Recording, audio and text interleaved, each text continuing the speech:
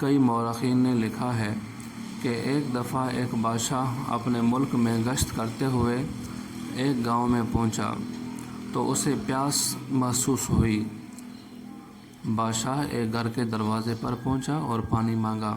اچانک بادشاہ نے دیکھا کہ ایک بہت ہی حسین عورت کوزے میں پانی بھر کر لا رہی ہے۔ اس عورت کو دیکھتے ہی بادشاہ اس پر فدا ہو گیا اور اس کو ورگلانے کی کوشش کی۔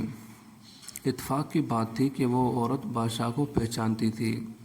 جب اس عورت کو اس بات کا احساس ہو گیا کہ وہ بادشاہ سے اپنے آپ کو بچا نہیں پائے گی تو وہ دوبارہ گھر میں داخل ہوئی اور ایک کتاب لا کر بادشاہ کو پیش کیا اور یہ کہہ کر واپس چلی گئی کہ بادشاہ سلامت، آپ بہت غور سے اس کتاب کا مطالعہ کیجیے تاکہ آپ کی نیت پاک ہو سکے۔ مطالعے کے دوران بادشاہ نے آیت زنا پڑھی جس میں زانی اور زانیہ کے متعلق سزا کا ذکر موجود تھا اور زانیوں کو آخرت میں سخت عذاب سے ڈرایا گیا تھا۔ یہ پڑھتے ہی بادشاہ نے خود کو سنبھال لیا، سو اس نے خدا کے حضور توبہ کی اور گناہ سے دور رہنے کا فیصلہ کر لیا۔ بادشاہ نے اس عورت کو بلا کر کتاب اسے واپس کی اور وہاں سے لوٹ آیا۔ اس واقعے کے دوران اس عورت کا شوہر گھر میں نہیں تھا۔ تھوڑی دیر بعد اس کا خاوند واپس آیا تو عورت نے سارا واقعہ اپنے خاوند کے گوش گزار کیا۔ یہ واقعہ سن کر اس کا خاوند پریشان ہوا اور اسے یہ خوف محسوس ہوا کہ کہیں واقعی بادشاہ کی یہ آرزو نہ رہی ہو، مگر وہ عورت سے کہنے کی ہمت نہ کر سکا۔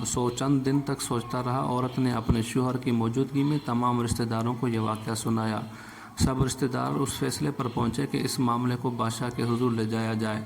وہ سب بادشاہ کے پاس گئے اور شاہی آداب کو ملحوظ خاطر رکھتے ہوئے عرض کیا، اللہ پاک ہمارے بادشاہ کی حفاظت فرمائے، اور کہا، اے بادشاہ سلامت، اس خاوند نے ہم لوگوں سے کرائے پر کھیتی باڑی کے لیے زمین لی ہے۔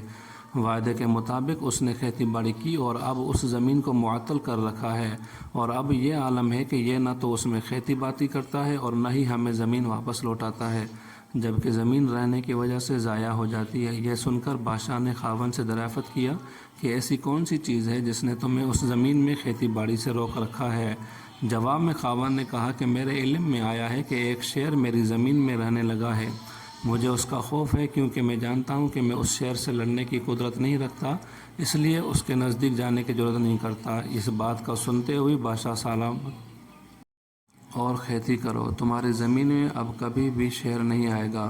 اس کے بعد بادشاہ نے دونوں میاں بیوی کو انعام دینے کا حکم دیا۔ اس واقعے کو تاریخ ابن خلکان میں بھی نقل کیا گیا ہے۔ رائٹر کفیل احمد۔ آپ تمام دوستوں سے گزارش ہے کہ اس چینل کو سبسکرائب کریں۔ کفیل احمد کے ساتھ رہیے۔ اگلی تحریر تک